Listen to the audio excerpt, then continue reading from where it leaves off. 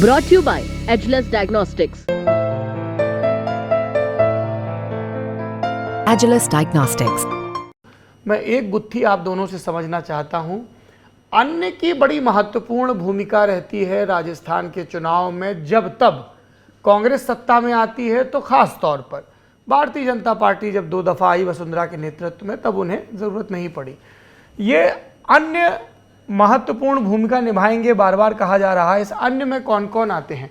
बसपा में उनके अपने काडर के नेता होते हैं या वो नेता होते हैं जिनको मुख्य पार्टियों से टिकट नहीं मिलता, फिर वो बसपा से चले आते हैं? डूंगरपुर और आसपास के इलाकों में, उदयपुर से पीछे का इलाके हैं, वहाँ से कौन से लोग आ रहे हैं चुन के?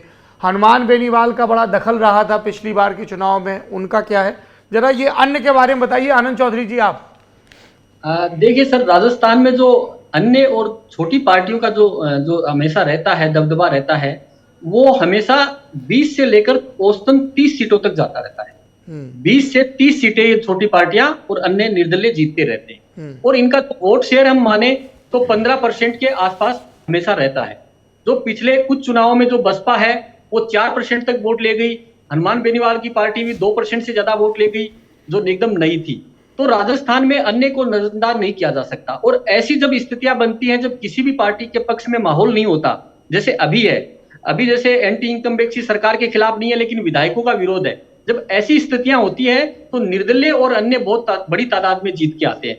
और रही राजस्थान में बसपा की बात, तो बसपा में जो लड़ते हैं वो कोई उनका कैडर नहीं है। बसपा का राजस्थान में कोई ग्रास रूट पे कैडर नहीं है। लेकिन जब कांग्रेस बीजेपी में जब उनको टिकट नहीं मिलती तो वो लोग बसपा से टिकट लेकर आ जाते हैं। और वो किस तरह से टिकट लाते हैं वो कई बार कह चुके हैं। जैसे राजेंद्र सिंह हुड्डा जो अभी शिवसेना में जा चुके हैं, उन्होंने कहा था कि हम तो पैसे देकर टिकट लाते हैं और अब हमारी मर्जी से मंत्री बनते हैं।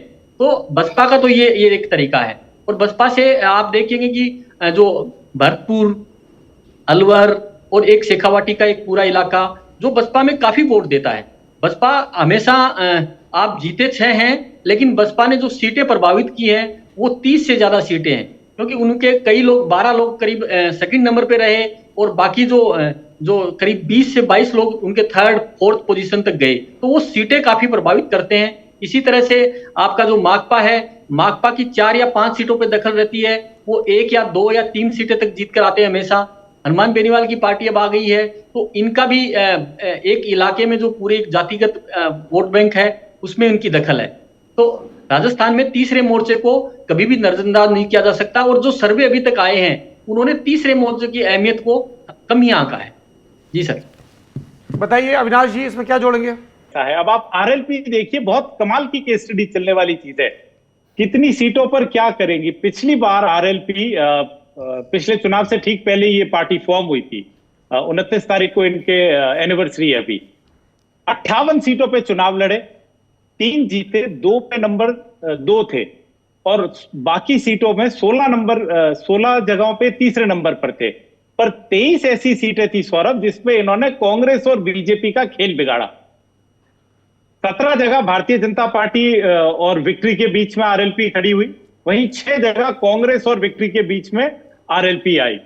तो आरएलपी का एक अपना अलग वोट बैंक है। और जो एक ब्रेवाडो है इनके नेता का, हनुमान बेनीवाल का, वो बहुत कम नेता ऐसे रह गए जो अपने साथ एक वोट लेके चलते हैं और वो बहुत इंटेलिजेंटली वोट प्ले करते हैं। पिछली बार उनके पास मेरी जब बात हुई तो मैंने उनसे सवाल भी पूछा कि आपकी पार्टी में तो वही लोग आते हैं जिनको टिकट नहीं मिल पाता। तो उन्होंने कहा नया दल था, पार्टी में तो कांग्रेस और भाजपा में भी दूसरे लोग आते हैं, पर इस बार उनका टारगेट है करीब करीब 100 सीट।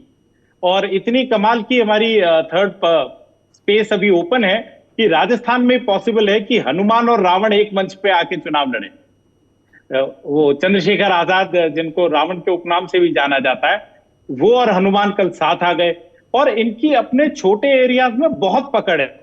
मैं राजभाई रोड में जब नागौर गया तो आप मानिए, जाट नेता के तौर पे जो पहले वर्चस्व था, मिर्जा फैमिली होती थी नागौर में, मारवाड़ में जाए तो मदेरणा फैमिली, शेखावटी में अगर हम जाएं तो ओला एंड फैमिली चलती है, बड़े नाम है। पर आज की तारीख में लव हिम और hate him, you can not ignore Hanuman Beniwal. लोग और यंगस्टर्स उनको पूछते रहते हैं, आप उनके निवास पे जाइए, लोग ऑर्डिनरी से आते हैं और सुबह से शाम तक वेट करते हैं, कुछ नहीं मिलता तो सिक्योरिटी वालों के साथ क्रिकेट तक खेलने लग जाते हैं। पर वो आदमी जब आता है तो सबको एंगेज करके चले जाता है।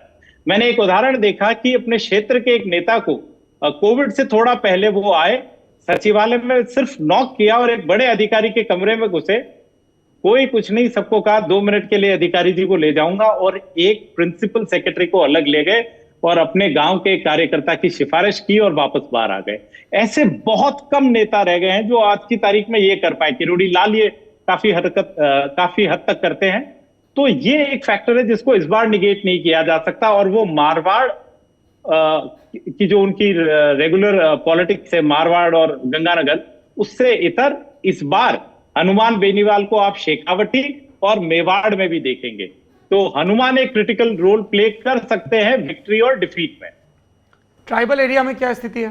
ट्राइबल में बीटीपी पहले जोर पे थी, उनके विधायक आए और उनके विधायकों को पहली बार सत्ता का सुख जो है वो समझ में आया। जब ये सारा किस्सा चल रहा था कि सरकार कौन बचाए कौन नहीं बचाए, तो बीटीपी के लोगों को गहलोत जी ने समर्थक दिया। अब इसकी पुष्टि नहीं की जा सकती, बट जो ग्रेप वाइन चलती है उसमें यह थी कि एक बीटीपी वाले को काफी सारा धन दिया गया, तो उसने कहा कि इससे कुछ हो ना हो, उसने पहले जाके एक बड़ी स्कॉर्पियो खरीदी, और जब वो डील नहीं हुई या वोट नहीं आया तो उसने किसी और नेता से पूछा ये पैसे वापस तो नहीं मांग लेंगे, और उन्होंने एक बहुत लेविश अपनी वेडिंग भी कर ली और अब अपनी नई पार्टी बना ली है।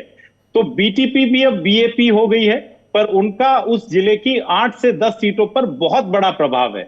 लोग उनको उन युवा नेताओं को आइडल वर्शिप करते हैं, पर वो उस क्षेत्र से आगे नहीं है। पर हाँ, इसको कोई डिनाई नहीं कर सकता कि उनकी वहां प्रेजेंस है।